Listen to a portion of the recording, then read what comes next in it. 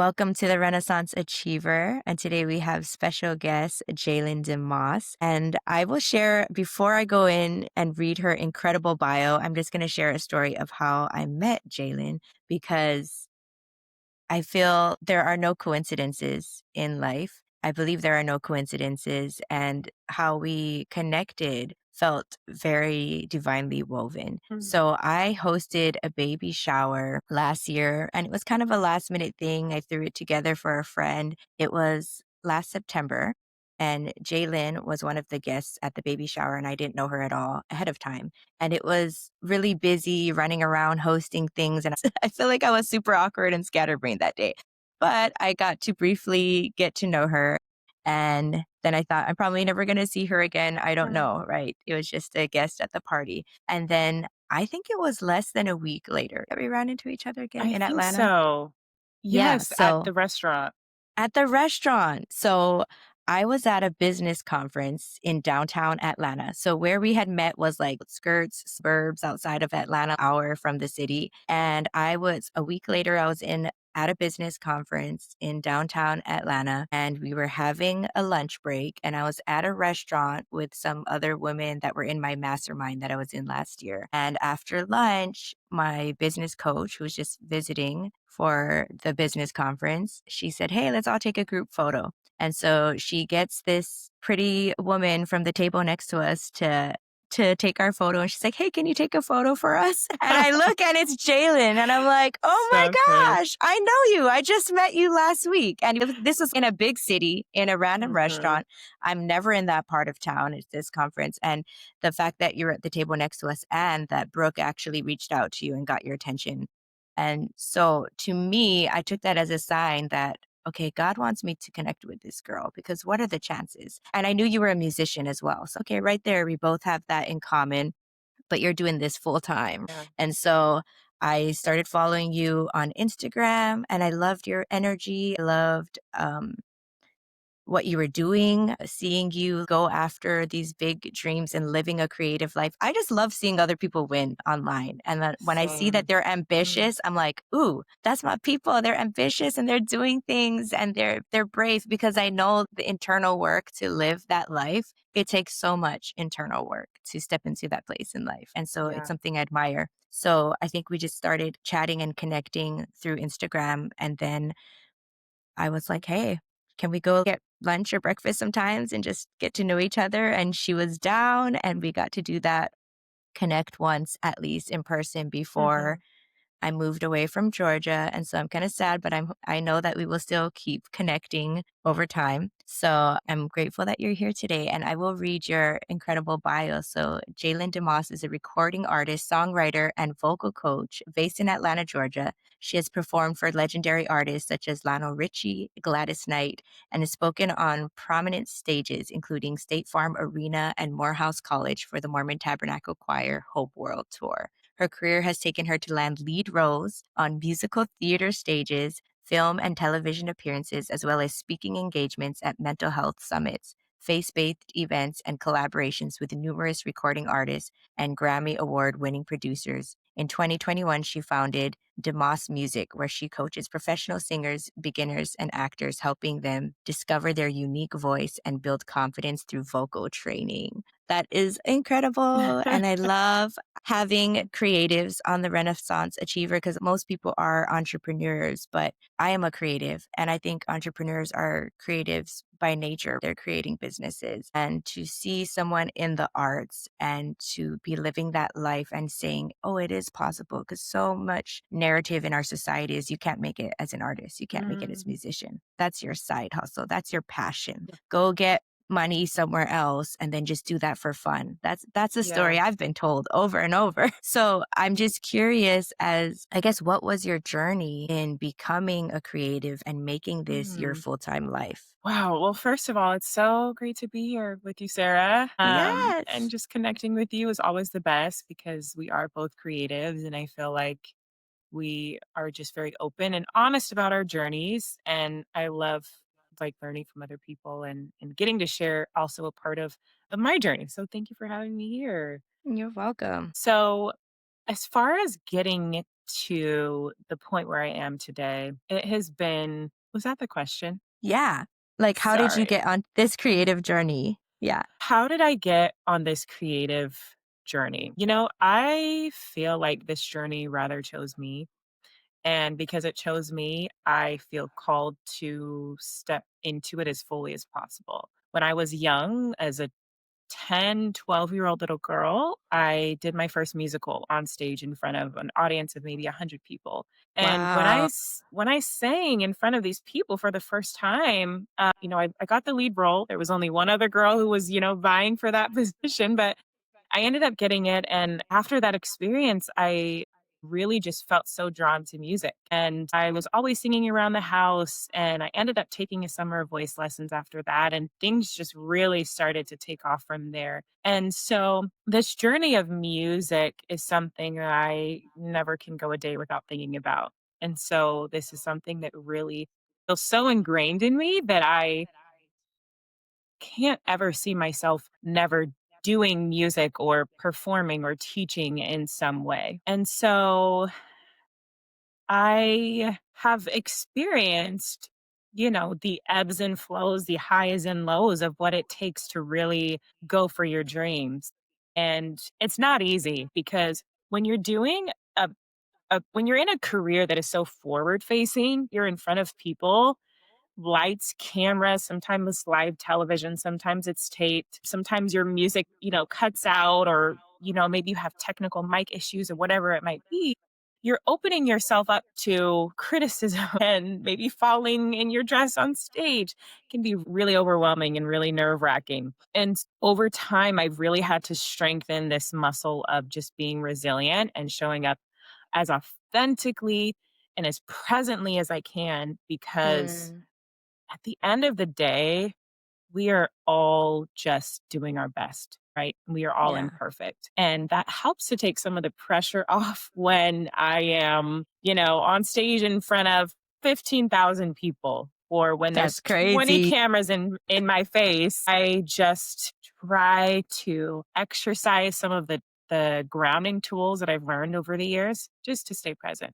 It's about staying in your body and staying with yourself and not worrying about everyone else because you can't hold space for 15,000 people at once. You Mm, just got to stay with you, right? And that's what makes the best performance is yeah. when someone is so in their own body and emotions that you bring the audience into your world instead of Mm. letting them carry you into all of their worlds. And It's presence. right, it is present and the audience can feel that. And Yeah. when you have these opportunities, I find myself having to tell myself, especially if they're, big opportunities maybe that I didn't expect. I just tell myself I was born to do this and I'm Hmm. supposed to be here.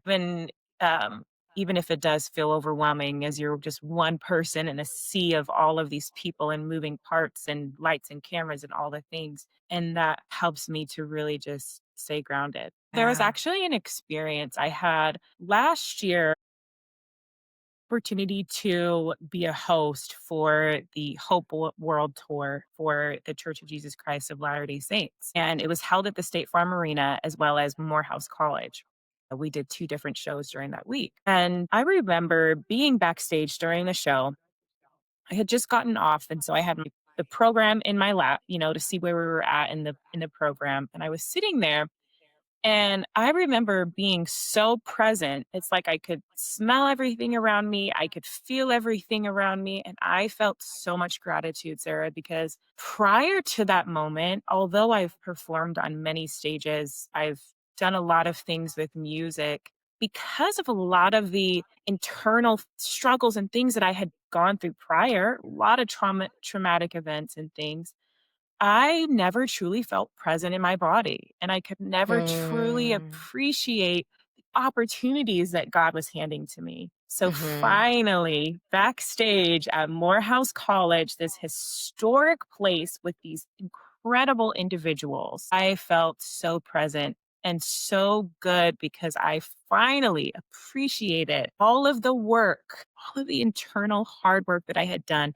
to get myself to that point. Where And I'll you could be never present. forget that I Yeah. could be present. And the Wow. presence is a gift. That quote, "The Yeah. presence is a gift," is so true because that present is all we have. And sometimes we think that something is taking a long time to achieve. I want that success or I want that opportunity and why isn't it coming yet? But it's waiting for us to be able to receive it. Because if that had Mm, come earlier in your career, you wouldn't have been present for it. It took you this point in your life to be able to receive it in the way that you did. So I have a yeah. question. What is some of the work that you did in order to get to that place where you could be present and grounded and receive that moment? That's such a good question. So, a few things that I've done are just learning how to breathe and be present in my body. Yeah. So, doing a lot of breathing exercises have really helped me. Going to therapy has helped me. Talking about the things that I've gone through. Yoga, honestly, moving my body Yes. has really helped just to process the emotions and get it out. And that was really helpful. Can we And talk about yoga for a second? yeah, let's Because talk about it. people that know yoga, and people that don't are like, yoga, what is that? That's not a Yeah. real workout.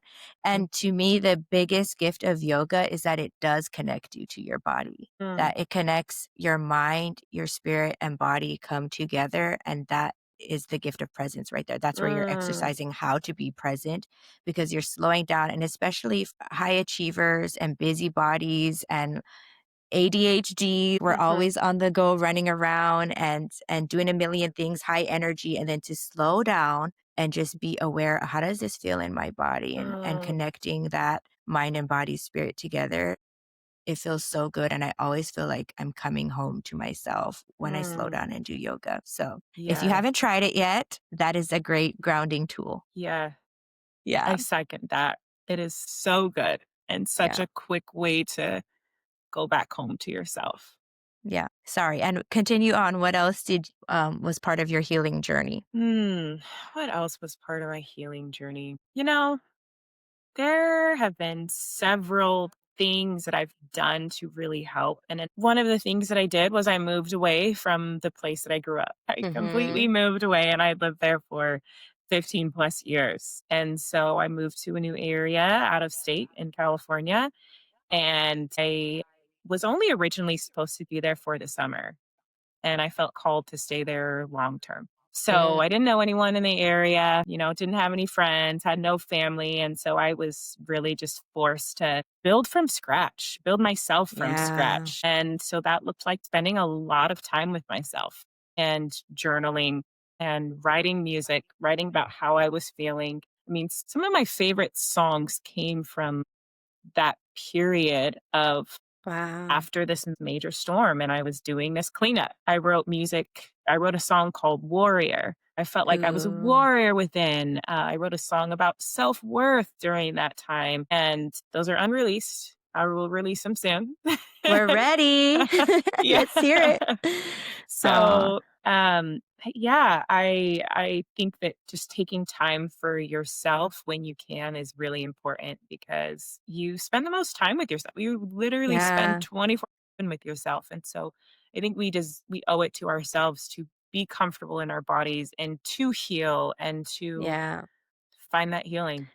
Being alone, being forced to sit with yourself, like, is crucial for healing, and Yeah, so many people are just running away from sitting with themselves, and it's so easy nowadays with smartphones and social media and yeah, binge watching Netflix. We have so many distractions that we don't hmm, have to sit with ourselves. But I remember when I was young, before there was smartphones and streaming television shows, because I'm really old. Like as a early teenager or late teenager, early 20s, I was just like always running mm, from home, always want to be with friends, always want to go party, always want to go do something, be busy.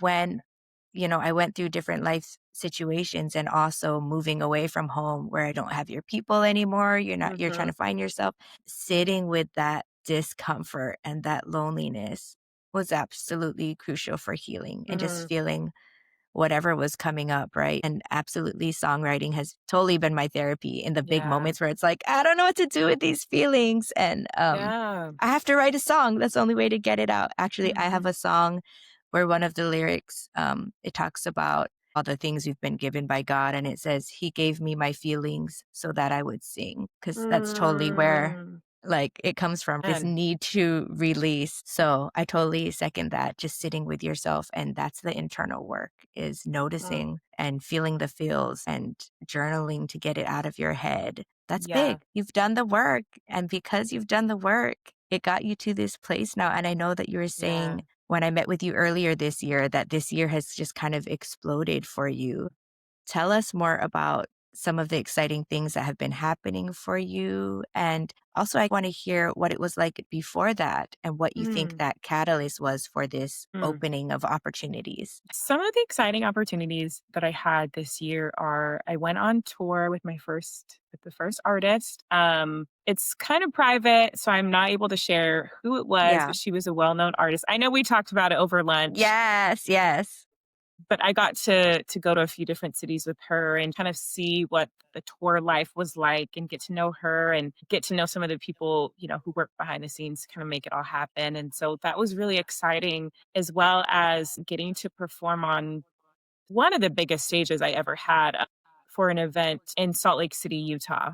And I mean, I don't know how many people were there, but the stage was massive and I felt so small. And I said, how do I, fill up this room, with my energy? And but I always say a prayer before any performance, whether it's for 50 people or 50,000 people. I say, just I want to be a light, and God use me, the way that you intend. And so I never leave an event feeling like, oh, did I do enough? But because I know that God is enough and he'll make Yeah. you into whatever he needs, and it'll always be successful if God's hand is in it. And so I got to tour this summer. I got to be a part of some musical theater type shows with costumes and different songs that were honestly completely out of my comfort zone. I mean, completely out of my comfort How zone. so?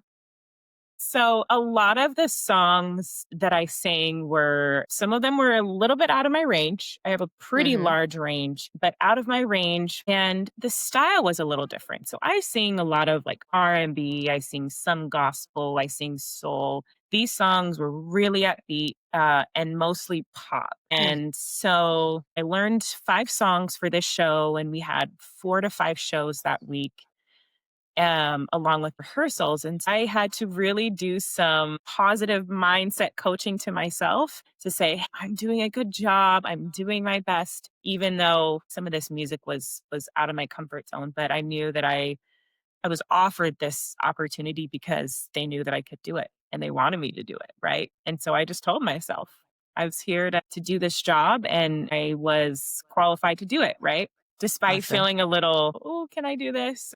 That's part of the growth, right? Yeah. The opportunities come to stretch you because you can't just stay in the same place forever. So Absolutely it's not, part of the absolutely process. not. Yes, yes, it is part of the process for sure. So all of these opportunities just kind of came to you. You weren't applying for them or seeking for them, or No, people had so sought you out. yeah, yeah, so over the years, I've been able to just build up a really great network.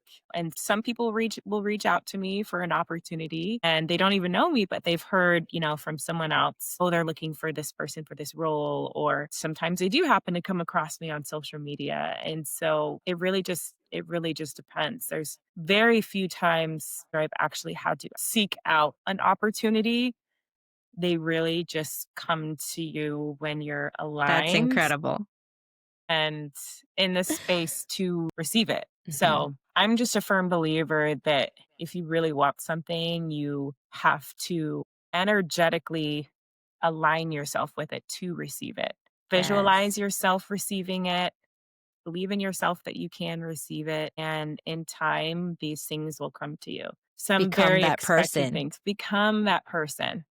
that person to receive it. What was that catalyst for you? Because I mean, growth is incremental, right? It's a long journey Mm, of becoming. So, what do you think shifted for you mm, to all of a sudden this year have all these people seeking you out and bringing opportunity to you? mm. Was there I- an yeah. internal shift that you made? As I think back to the last few years of my music career, I've had some great highs. And this year it felt like things just happen so fast. And I would say that incrementally over the years, my belief and my confidence in myself has grown. And so as that change has occurred, it's just natural that these opportunities have come to fall into my lap. And Yeah. so when I say growing confidence, what I mean by that is it's a two-way thing. So you grow in confidence and you grow in your belief in yourself, which means you're also letting go of limiting beliefs and things that were holding you back. So you're Mhm. working on both. You're telling yourself those positive things. I can do this. I was made for this. And then sometimes you do have those moments of doubt. Can I do this? I still have those moments occasionally. Yeah. And it's that muscle that I've strengthened over time that gets me through The release the negative. to release the negative because I mean as a singer, as a performer, I've even done, American Idol, for example. And I was on American That's Idol awesome. and I was in front of the What? judges and I got two no's. I got two no's and one Wow. yes. So that rejection a few years ago, it stung a little bit. And I just had to learn not to take it too personally. But That's international. Like, yeah, that's a huge thing to face. Just to get on yeah, that stage is huge, and then to be rejected publicly, like, that's yeah. growing some thick skin and belief in self, right?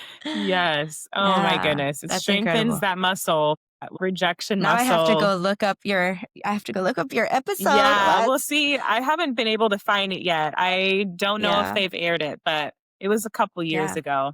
But see, all of that is part of the journey. And whatever you're doing in life, whether you're publicly performing or you're creative in some capacity, or you're building a business and you're asking for business for clients or whatever, Mm, that rejection is 100% part of the process. mm, And then you do the work to say, ouch, that stung.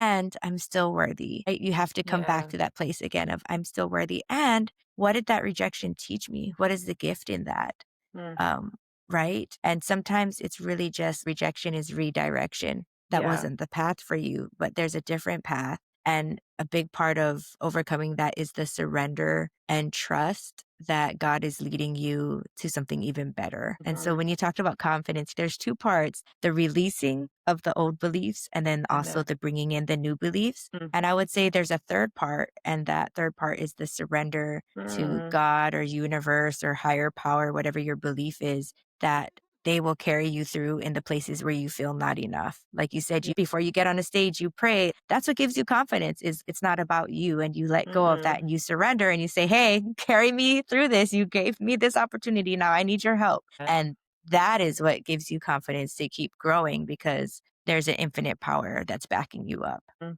Amen. It's Yeah. that confidence, right? Yeah. Confidence, confidence thing. It's Absolutely. like Yeah. when God's in it, you just can't fail. You just can't.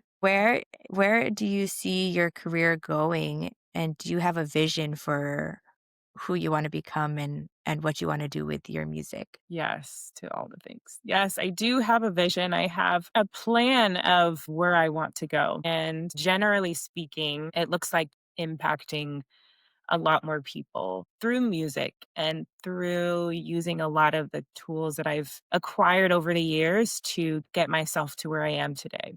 And the most important key is having that self-worth within yourself and knowing who you are. And sharing that message with the world, I think is so important. Mhm. And I've actually been able to share that message along with some of my music in a couple different spaces this year. One in Tennessee with about 80 young women, young girls, teenagers. And it was just the best to be able to pour into them some of what I know and sing I positive love it. music. And so I am going to continue to coach. I have a few projects and organizations that I am working on and have been working on for a while. And I just believe in the power of positive impact. And that's what I was born to do in a big way. Yeah. And I've just always felt that a lot of my life would be on the stage and in front of people. God called me to do it. And so I'm doing it. And He's leading me along Yes. the way, even if I don't always know where we're going or know how things are going to work out or play out. But again, I have that confidence or confidence in it all. that it'll all work out. Yes, So, absolutely. And I love what you said about impact. I think a lot of people who are still afraid to be seen and maybe judge others for being seen, it's because they don't understand that the being seen isn't just about the external validation, mm, it's about the impact. That yeah. you can't really impact others if you're not being seen. And the more Mm, that you are seen, you're on this stage. Like we could one on one mentor, talk to someone and impact one person. And that is incredible. That's what I do in my mhm, coaching. And I love it and it fills me up. mm, But when I get on a stage and I'm impacting hundreds, and in your case, thousands of people at mm, once, that impact is just magnified. How many people can we yeah. impact at once when we lift the veil and we're unafraid to be seen and we put ourselves out there and we get on that stage, right? Mhm, And so the fear of being seen is selfish in some mm, ways, in that you're holding back the light and the message that you could be giving to so many more people. So it's not about you, it's about who are mhm. you supposed to impact and serve and inspire with whatever gifts that Amen. you've been given. And so I love that. That's part of your dream. If you had advice for someone who wanted to pursue a life of creativity, Mm. whether it's performing or something in the arts, and they're getting that narrative of you need to get a real job, what is your advice to someone who's on that journey and struggling through that decision? I would say that if you really do have a dream and you want to pursue that creative career, hold on so tightly to your why. Get so Mhm. clear and so specific about why you want to have a career in the creative arts because like we've talked about, the creative space is just not linear. It's like this. And a lot of the creative a lot of us creative individuals have to carve out our own path rather than if you were, right, a doctor Yeah. and you know the steps and the requirements that it would take for you to become one. But Mhm. as a creative, it's like the world is your oyster and you have so many different decisions and avenues and things that you could do to achieve your dreams. And so as a mentor, one of my mentors, Lee Williams, he's with I Am Positive One out of Charlotte, North Carolina. He works with inner city youth and also does music. He's just really incredible. He likes to say that you are the human paintbrush. And so you get Mm. to paint your life the way that you want to. I would say continue to hold on to your why. And if it brings you joy, then why not? Because life is supposed to bring you joy. Life is not supposed to Yes. look like someone else's. Your life is not Yes. supposed to look like someone else's. And so go for it Yeah. because that joy and satisfaction that you get from being true to yourself and being true to what you feel, there's just nothing like it, truly. I feel the most lit up in my life when I'm helping someone, when I'm teaching, when I'm singing on these Yeah. stages or doing whatever it is in that creative space. I feel so lit up and I'm like I could do this every day, right? And that's how you know it's your calling, is Yes. that joy that you feel and that excitement. So many people think, "Oh, because I love it so much, I can't do it." But that makes You no sense. can, Like you can. that's what you're supposed to do. It's Yeah. just it's just hard to see the linear path because there is no linear path. Like you're Mhm. saying, there isn't step by step. This is how you become this. The Yeah. step by step plan is you get up and you keep trying and you get rejected and you keep trying Yeah. and you get an opportunity and you keep trying and it's like a constant, okay, what's next? And you don't have to have that full 5-year, 10-year plan like other careers might have. You just have to know, okay, what is the next thing I'm being called to?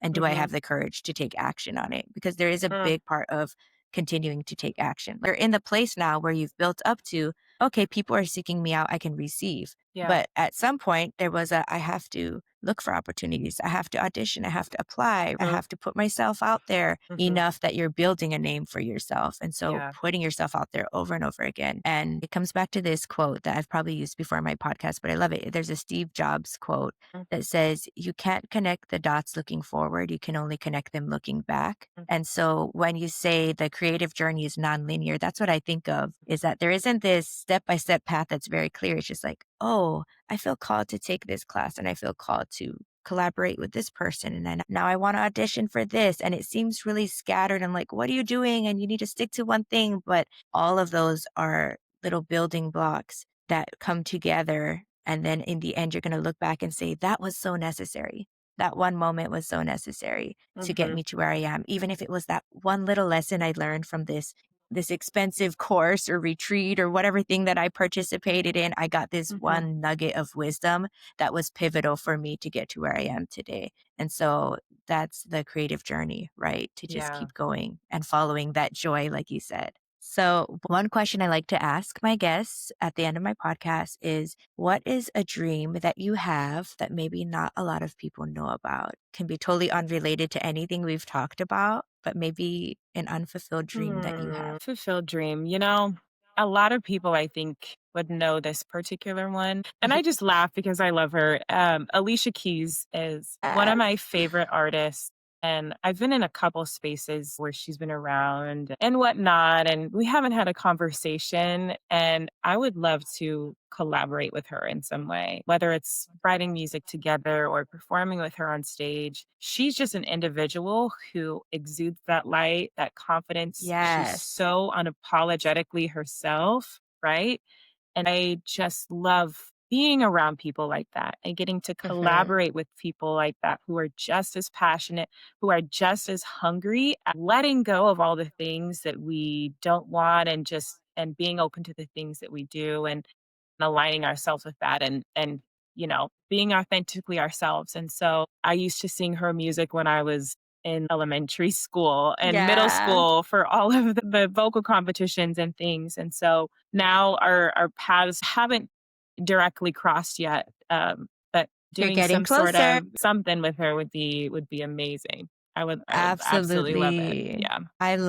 I love Alicia Keys, and those who do know me well know that of all the big name pop R&B stars who are Alicia Keys is the one for me because Mhm. of her who she is, right? She exudes that light, that grounding, just so in authenticity and not Mm. proving or trying or in it for the gimmicks and the money. She's just herself and it's so pure and I'm so drawn to that. So I Mhm. love that she's your person too She's the and best. I look forward to the day when you collaborate with her and just like Thank you. introduce me, okay? I will. You got it. I love it. Thank you so much for being here and Mhm. we'll have to stay connected because I loved catching up with you today. Yes, sir. Thank you for having me. This was a pleasure. Yeah. Thank you for what you're Oh, doing and all the good you put out into the world. thank you. You're the best. If you want to follow Jalyn de Moors, you can find her on Facebook and Instagram at Jalyn de Moors Music. It's JalynDemoors Music.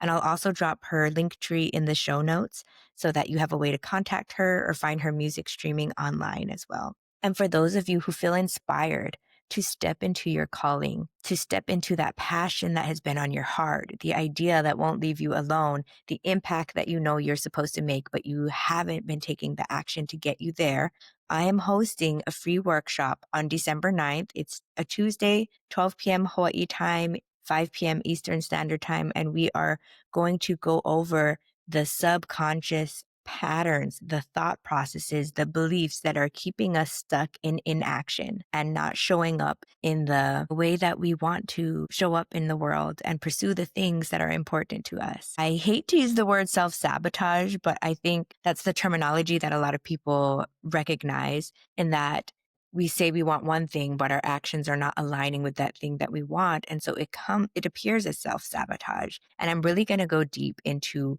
what that really is, why that's happening, and how to actually overcome those things so that you no longer are blocking yourself. If you've ever heard of that book, The Mountain is You, there is a mountain standing in the way between you and your dreams, you and your vision, between you and the highest version of yourself. And that mountain is you. And that's what we are breaking down in this free workshop. Stop stalling and follow your calling. And my mission is to help everyone to step into that work that they feel called to do in their soul, the work that lights them up, the work that is meant to uplift and impact the world. And more than ever in our world, we need dreamers and believers, but we need those dreamers to be doers. We cannot just sit on the side hoping and wishing and saying, wouldn't this be nice? We have to put those dreams into action so that we can create the impact in the world that we wish to see. So join me on Tuesday. I'm dropping the link in the show notes as well to register for this free online workshop. Hope to see you there.